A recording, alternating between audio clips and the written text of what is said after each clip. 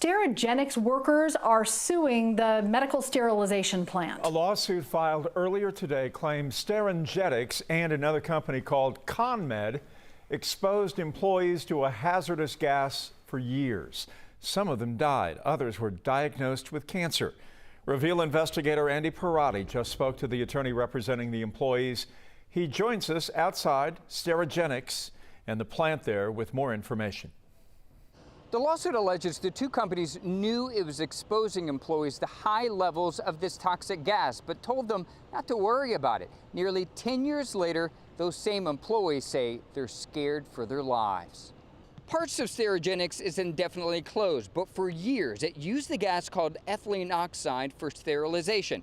Last summer, a joint investigation by WebMD and Georgia Health News uncovered a federal report identifying potentially elevated cancer risk in areas located near sterilization plants that use the same gas. The employees who filed the lawsuit do not work at Sterigenics.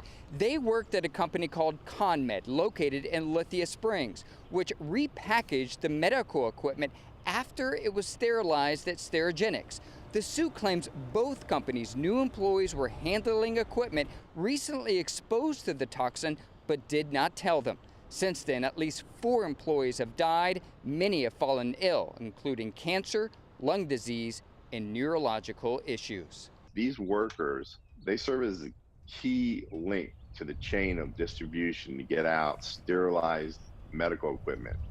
And right now, especially with what's going on with COVID-19, it's very important that these workers do this, but they could have been protected. We should not have to get sterilized medical equipment out at the expense of the workers that actually are out there on the front line.